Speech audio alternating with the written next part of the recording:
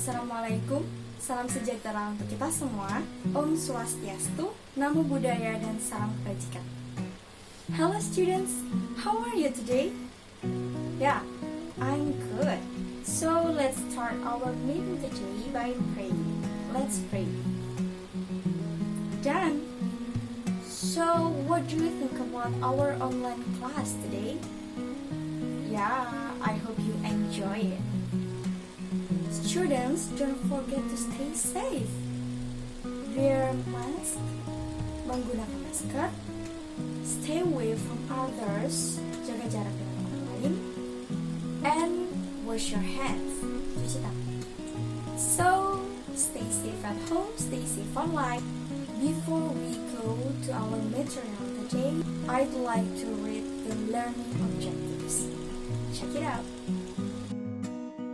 Yang pertama, peserta didik dapat mengidentifikasi fungsi sosial, struktur teks, dan unsur kebahasaan terkait teks eksposisi. Yang kedua, peserta didik dapat menganalisis fungsi sosial, struktur teks, dan unsur kebahasaan terkait materi teks eksposisi analitis. Yang ketiga, peserta didik dapat mendemonstrasikan teks eksposisi analitis dengan memperhatikan fungsi sosial, struktur teks, dan unsur kebahasaan secara benar dan sesuai konteks. Well, today we learn about analytical exposition text. Are you ready, students? Okay, first question. What is analytical exposition text? Yeah, it is a text that elaborates the writer's opinion on phenomena or issues surrounding. Jadi dari pengertian tersebut kita bisa tahu kalau analytical exposition berisi pemikiran penulis tentang hal-hal yang terjadi di sekitar, benda, kejadian, ataupun tempat. Teks ini termasuk dalam argumentatif teks. Mengapa?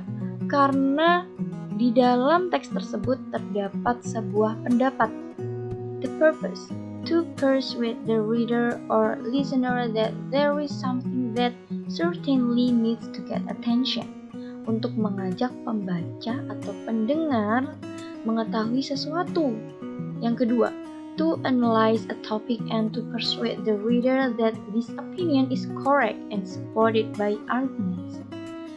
Untuk menganalisis topiknya dan mengajak pembaca kepada opini-opini yang benar dan mempunyai support atau pendukung dari argumen tersebut.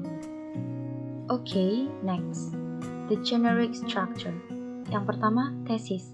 Pada bagian tesis ini, penulis harus memberitahu pembaca tentang topik utama yang akan ditulisnya. Dan biasanya tesis ini ada di paragraf pertama di dalam analytical exposition text. Nah, di bagian ini pembaca juga bisa melihat mengapa penulis memberikan pendapat terhadap hal yang menjadi topiknya. Yang kedua, arguments. Di paragraf selanjutnya kamu bisa menemukan bagian arguments.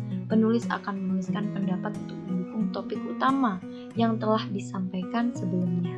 Dan yang terakhir, reiteration atau conclusion. Bagian ini selalu terletak di akhir teks dan menjadi paragraf penutup.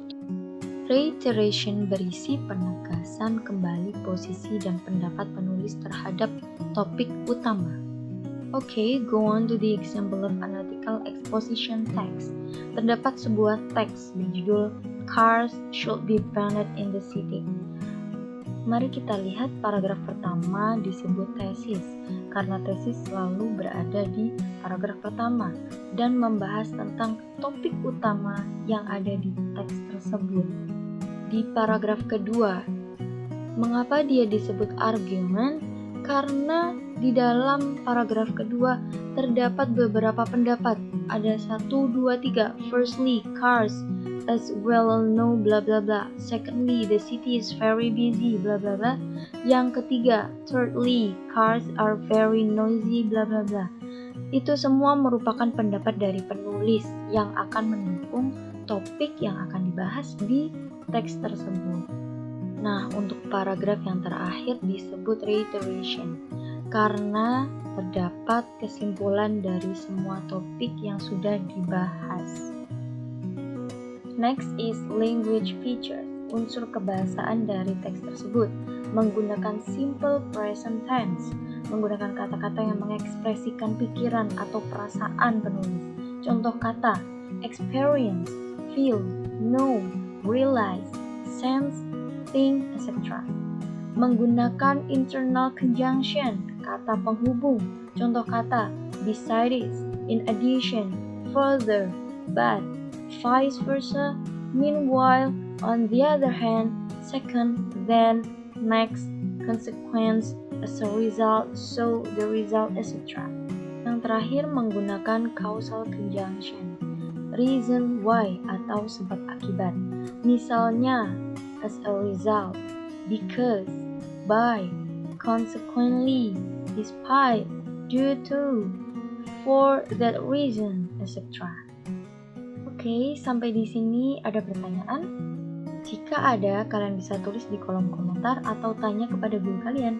Nah, di sini sudah tersedia satu contoh text analytical exposition, dan I want you to analyze this text, the generic structure, the language features, the purpose, and etc. Oke? Saya ingin kalian menganalisis teks tersebut dan dikumpulkan kepada guru kalian agar bisa dibahas bersama. So, do you get it? Do you understand about our topic today? Sudah paham dengan semua materinya? Ayo kita coba ingat-ingat kembali. Kita belajar tentang materi apa? Yeah, good. Analytical exposition text. Well, I think enough about our lesson today. Let's end our meeting today by praying. Let's pray. Done. So goodbye. Have a nice day.